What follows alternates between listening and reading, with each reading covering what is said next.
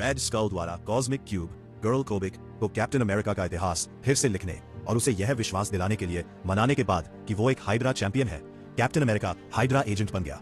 Captain ने hydra को फिर से महान बनाने का फैसला किया और तेजी से हाइड्रा का सर्वोच्च नेता बन गया।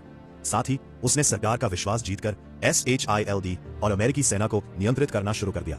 इसके बाद उसने एक एलियन जाति के हमले को नाकाम कर दिया, जिससे मार्वल के सबसे बड़े नायकों को उसकी रक्षा के लिए जाना पड़ा।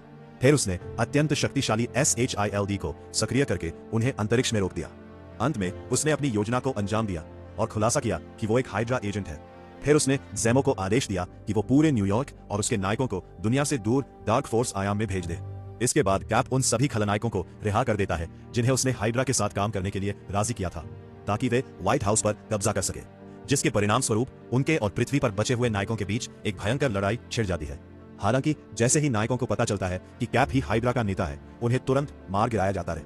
वांडा एक दानव के वश में हो जाती है और जेन फॉस्टर को विजन हरा देता है। फिर कैप आगे बढ़ता रहे और म्योल्नियर को उठाकर अंततः अमेरिका के नेता के रूप में अपनी घोषणा करता है और एक नए शासन की शुरुआत करता है, जहां वो लोहे की मुट्ठी से शासन करता है। और यद्यपि बहुत अधिक स्वतंत्रता नहीं थी, फिर भी अमेरिका की स्थिति अपराध और अर्थव्यवस्था के मामले में वस्तुतः बेहतर हो रही थी, क्योंकि कैप वास्तव में मानता था कि वह ये सब व्यापक भलाई के लिए कर रहा है। आयरन मैन और बचे हुए नायकों, विशेष रूप से चैंपियंस जिन्होंने ब्लैक विडो से उन्हें उसकी तरह मारना सिखाने का अनुरोध किया, ने इसका कड़ा विरोध किया। लेकिन चूंकि कैप पूरे ब्रह्मांड पर राज करना चाहता था, इसलिए उसे कॉस्मिक क्यूब गर्ल चाहिए थी, जो कई टुकड़ों में बिखर गई थी और पूरी पृथ्वी पर फैल गई थी, जिसके कारण उसे उन्हें इकट्ठा करने के लिए एक लंबे मिशन पर जाना पड़ा।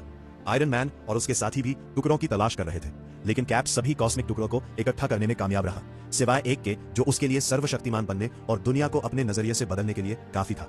तभी सैम अचानक प्रकट हुआ और कैप को आखिरी टुकड़ा दे दिया, जिससे कॉस्मिक क्यूब पूरी तरह से फिर से बन गया और उसमें से एंटमैन और बकी बाहर आए।